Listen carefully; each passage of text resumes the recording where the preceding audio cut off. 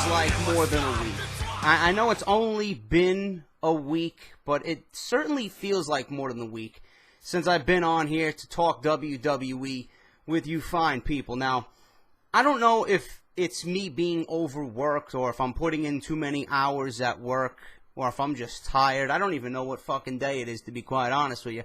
You know, I'm going to lie. I'm just exaggerating there. I know what day it is because obviously I'm recording off the script here for you guys tomorrow. But, you know, I've been really, really tired. I've been stressed out from work. Work isn't going as good as I wanted to, man. I even had to. I had to, and I didn't want to. I had to refrain from doing videos on Tuesday and Wednesday because I just couldn't handle the workload, man. Going to work and putting in 10.5 hours at work and then coming home and trying to reply to each and every one of you. And I'm a fucking psychopath, man. I'm a fucking psychopath to the point where I'll put a video up and I feel the need to comment back to everyone who left a comment down below. Some videos I haven't been doing that because of work getting in the way. But when I leave a comment unattended to, and I leave several comments in my Google Plus and I got all these notifications, it fucking bothers me, man. It really bothers me. And I hate that I can't get to everybody. And it's slowly getting a little bit more difficult. You know, work is an issue because of that. Me growing, going towards 20,000 subscribers is another reason for that. I don't know what's going on lately. YouTube is kind of fucking up my channel here and there. I don't know what's going on. It kind of stunned my growth this week. I got to figure out what's going on. But regardless, that's a whole nother fucking story. I really need to scale it back some days. So if you guys didn't see a Monday Night Raw review, you know, a few factors played into that. I was tired, you know. I got Destiny. Everyone I knew was asking me, JD, you're going to hop on Destiny. You're going to join us for Destiny. You're going to do the missions with us. So that's what I did. Instead of doing a Monday Night Raw review, I played Destiny for the last 2 days. And I'm having a fucking blast, man. Finally a game that I can just sit down, enjoy, not have to worry about streaming it. I can just sit down and play like the old days, man. Like the old school days where you just sit down by yourself and just play with your friends. That's all I wanted to do. So I didn't do a Monday Night Raw review for that reason, okay? I worked an early shift, 8:30 to about 5:30, 6 o'clock the last couple of days. And I came home and I played Destiny till about 11 o'clock, 11:30. You know, spent a good 4.5, 5 hours on Destiny after work every day this week. And it's fun. And that's what I've been doing. I've been enjoying myself because I'm stressed out from work. But you guys are still asking me, JD, you putting up a Monday Night Raw review? No, I'm not. I'm not. What do you want me to talk about? What would you like me to talk about? You know, how I fell asleep during Randy Orton versus Roman Reigns? Is that what you want me to talk about? I can talk about that. Not going to be very interesting, but that's exactly what I did. I fell asleep during that main event because it's fucking boring. What would you like me to talk about? How John Cena put down The Undertaker in his promo with Paul Heyman? That he's still standing, and then, you know, Brock Lesnar beat the shit out of John Cena. He's still here standing. He beat the shit out of The Undertaker at WrestleMania, but we haven't heard from him in 6 months. Yeah, it's a great job of treating The Undertaker with respect, Mr. Cena. Good job. Great job, man. I'll give you the thumbs up on that one. What would you like me to talk about? Jerry Springer, Nikki Bella, and Brie Bella? The fucking circus that we seen on Monday Night Raw? Yeah. Real interesting, WWE. You really captivated the audience with that one. What would you like me to talk about? You know, the steel cage match with Chris Jericho and Bray Wyatt, probably the only bright spot of the evening. What would you like me to talk about? How they said season premiere of Monday Night Raw. What, 58, 59 times on Monday night? I lost count, man. I think really everybody should have took a drink every time Michael Cole said the words season premiere. Monday Night Raw was nothing more than a desperation attempt to maintain viewers from Monday Night Football, or from Monday Night Football for migrating over to ESPN. Okay, that's the only reason why they did what they did on Monday night. It wasn't an exciting show. There was nothing newsworthy. There was nothing groundbreaking that I had to come on here and talk about. It was a shitty Monday Night Raw. Nothing about Monday Night Raw interested me at all. You know, we got John Cena and Paul Heyman in the steel cage match. That's the only thing on Monday Night Raw. The only two things on Monday Night Raw that really interested me, okay? But what is really going to interest you what is really going to interest you. CM Punk, is his WWE return confirmed? Just like the title of this video says, you guys are probably wondering, JD, what the fuck is going on? I've been waiting for CM Punk to come back to the WWE.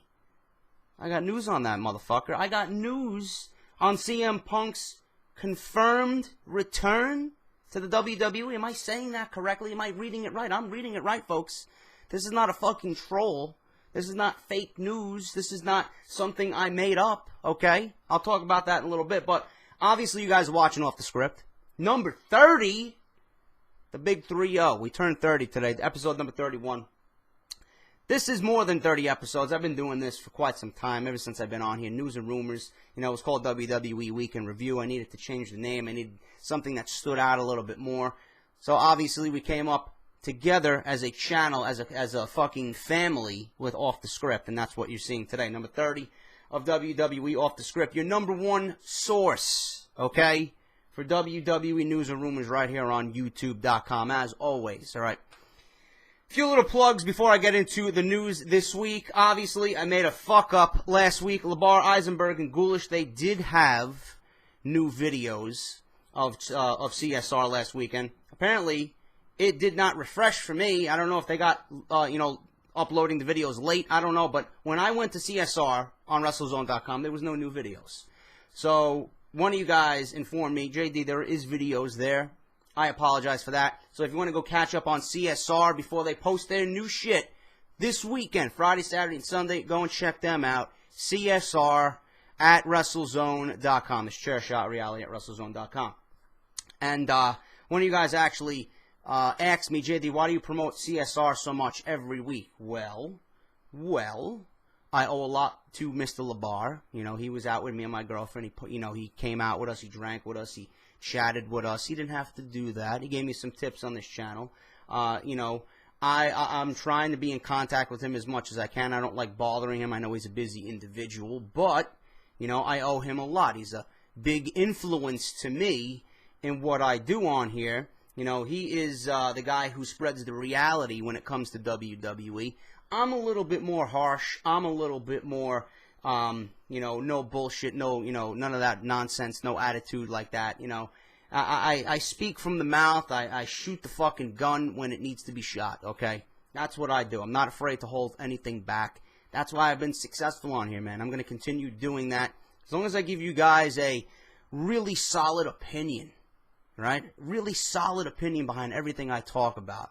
That's what I'm going to continue to do, all right? So go check those guys out. CSR, Chairshot Reality at WrestleZone.com. Joe Cronin doing his own thing, as always. Hopefully get a podcast with him going right before Night of Champions. Go check him out. YouTube and Twitter down below. If you're not following me on Twitter, please do so, at JD from NY206. Same thing with Joe. His social media links will be linked right down below. All right, enough of me fucking talking, man. You guys want to hear WWE. CM Punk, all right? Mr. Sean's View Entertainment did a news article on this, and I was going to text him. I was going to ask him, bro, is this for real? Is this for real? Are we going to see CM Punk return to the WWE? He said he had elite information on this. His WWE elite news and information that he's got going on over there. But I didn't text him. I didn't get in touch with him. I figured I would do my own investigative work. Now, the rumor going around, details are a little bit murky right now, as the WWE is still undecided on how to handle the entry of 3 new stars. They got Brock Lesnar as the WWE Champion, even though he's not a new star. This is taken right from the fucking the dirt sheet that I took this from. New star. Brock Lesnar's not a new star. He's a new WWE Champion, but he's not a new star. Sting, okay, which we have not seen his debut yet.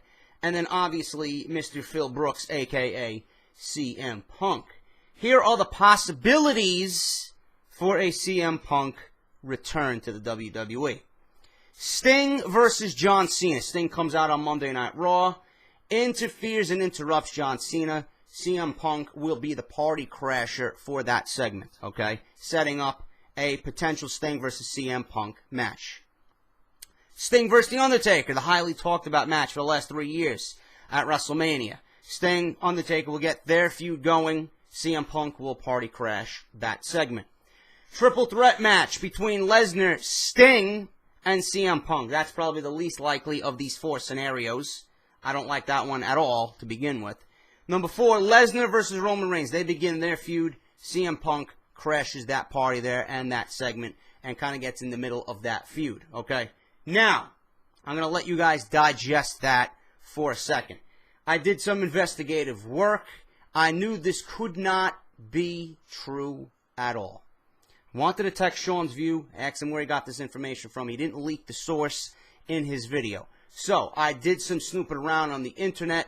Everything you are hearing about CM Punk returning to the WWE and that being confirmed, everything you guys are hearing about a match with Sting upon his return to the WWE is all false information, okay? Despite rumors to the contrary, there has been no confirmation of a CM Punk versus Sting match, and Punk is not expected to return to the company anytime soon. Punk famously retired abruptly early this year and has given no indication that he wants to return to professional wrestling. Despite his lack of interest, return rumors continue to circulate on a weekly basis. At least 2 spam websites, which often blow up rumors and make them sound real, have claimed that a match featuring Punk is confirmed. K-Drama Stars is one of those websites, and they claim that Punk's return has been confirmed. Pro Wrestling Smarks have been reporting that CM Punk is allegedly ready to return to the WWE after a long hiatus, and his return could coincide with Sting's WWE debut. It said Pro Wrestling Smarks then speculated that CM Punk and WWE would come to an agreement on a return, and that is actually going to be set up as the party crasher so that Sting's WWE debut would have another big event happening on the promo at the same time.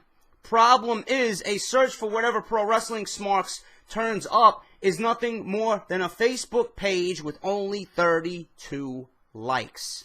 And it's certainly not known as a reliable source for WWE information.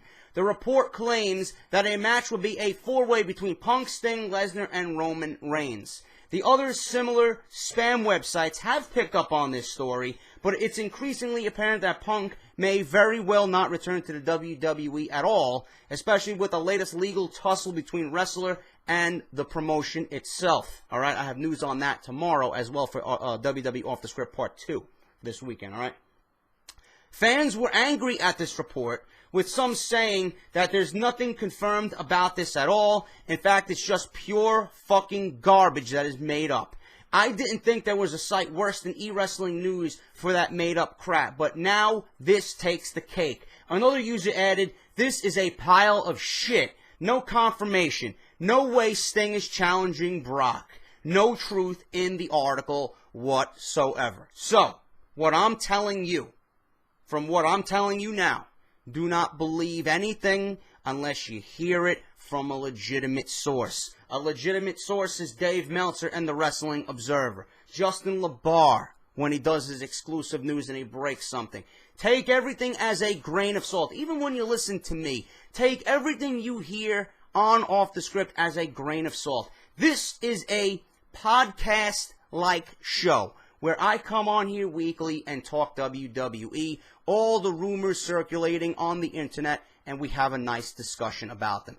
Everything I say here, please take with a grain of salt. Some of it may come true, some of it may be complete bullshit, but all I know is anything you guys have seen on the internet, on YouTube, regarding CM Punk, do not believe it. It is all made up information. His WWE return is not confirmed. He is retired. Right now he's going through legal battles with the WWE over royalty money regarding WWE 2K14. A match with Sting is not in the cards right now, and Sting versus Brock Lesnar would never happen because Brock Lesnar would honestly eat him up and shit him out. Really. I don't even want to be bothered with the sight of that match. It doesn't make any sense, and like I always say, it is illogical. Alright, CM Punk not returning to the WWE. Do not ask me about it again, okay? Because a few of you had to come on Twitter, had to message me on YouTube, had to comment on several videos, even in my Call of Duty videos. JD, did you hear about CM Punk coming back to the WWE? What are you guys talking about this week? So obviously I had to go digging on the internet, found several reports saying that it was fake. Do not believe it, okay?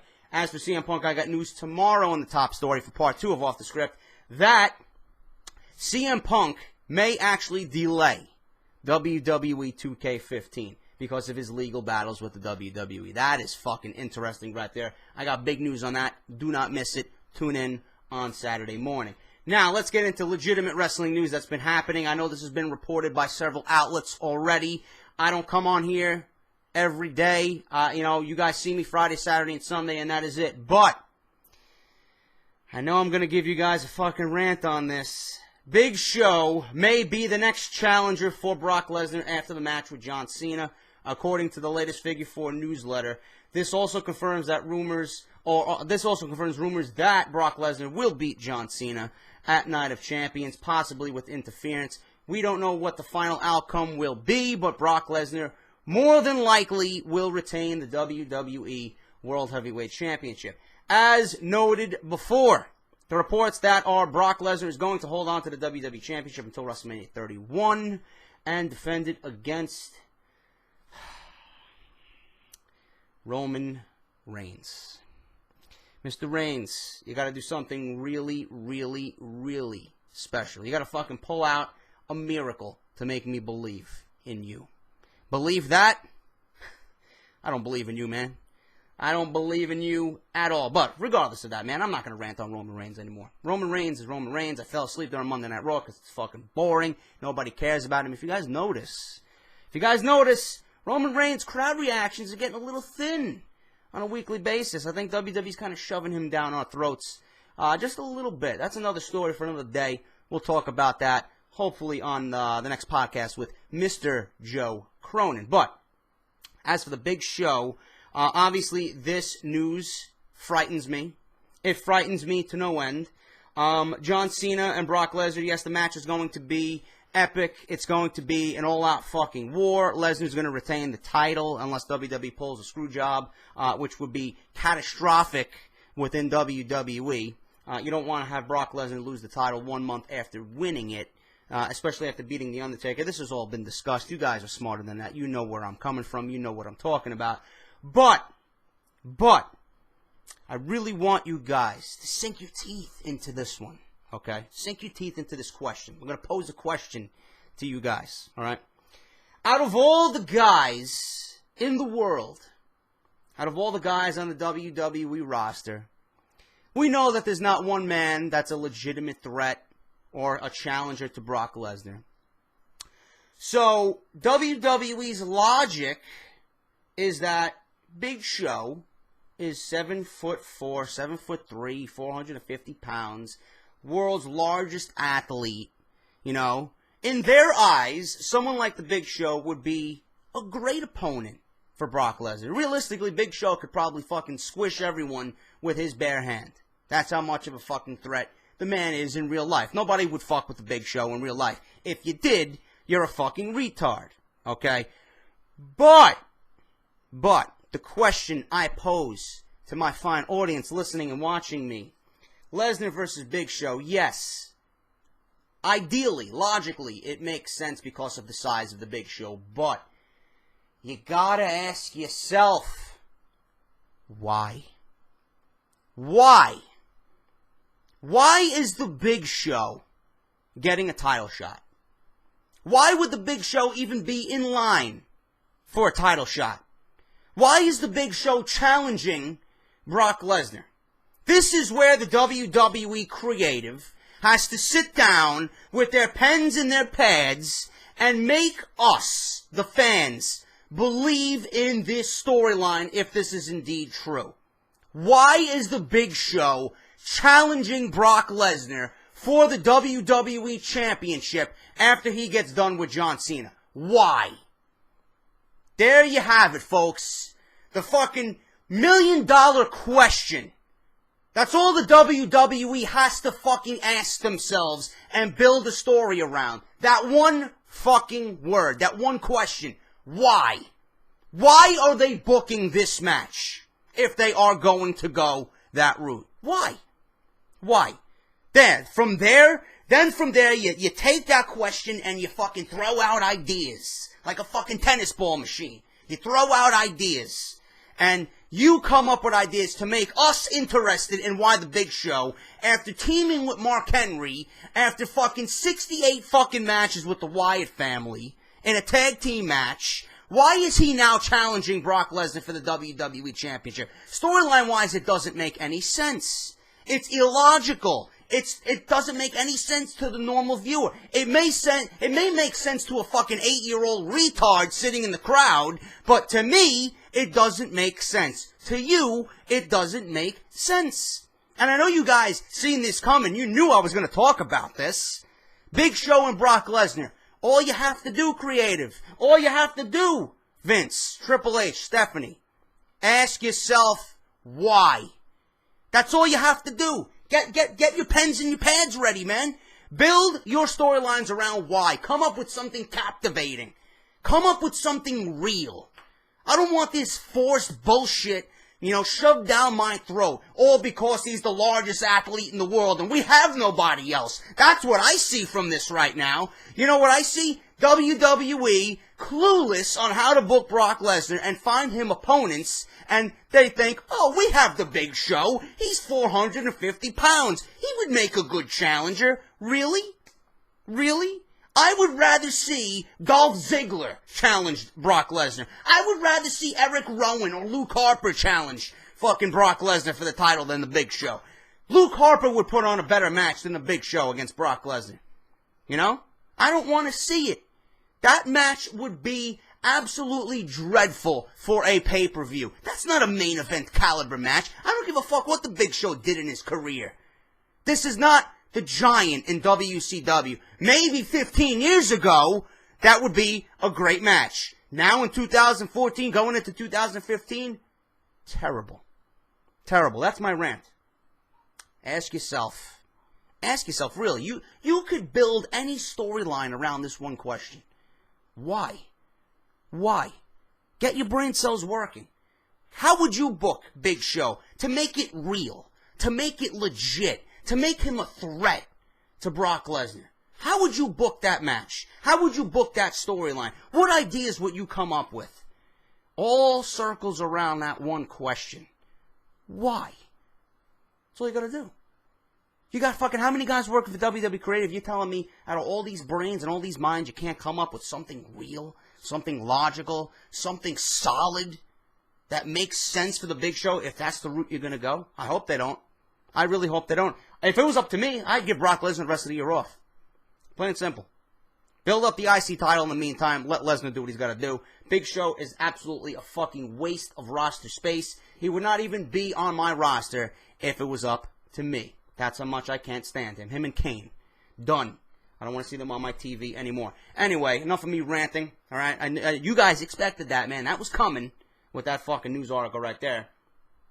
Speaking of championships, WWE Intercontinental title rumored next opponent for Dolph Ziggler, none other than Bray Wyatt. Finally!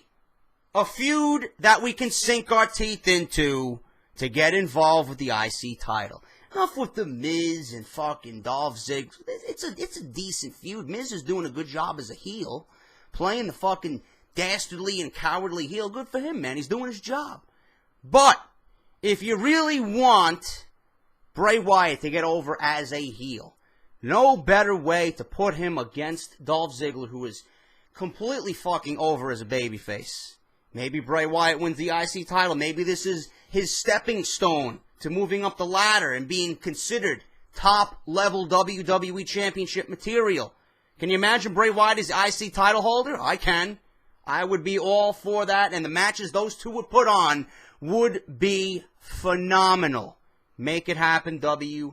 The steel cage match with Bray Wyatt and Chris Jericho on Monday's Raw was considered the end of that feud. Wyatt is not booked for Night of Champions, but may do some kind of angle to build to his next feud. Hopefully, this comes to be, okay?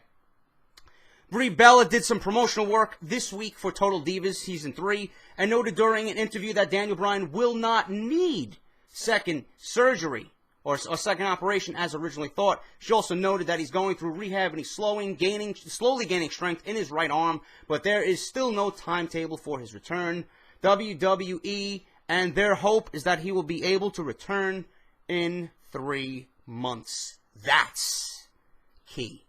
That's when things are going to get interesting again. When Daniel Bryan returns to the WWE as an active competitor, that's when things are going to be interesting once again, okay? Brie Bella reportedly made media rounds as well for Total Divas this past week. She said that Daniel Bryan will not need second surgery. Doctors made that decision this past week. Brie added that Bryan is going through rehab, blah, blah, blah. They are hoping for a possible Survivor Series, Royal Rumble, if not Survivor Series return for Daniel Bryan, just to add on top of what I just previously mentioned about him not needing a second operation.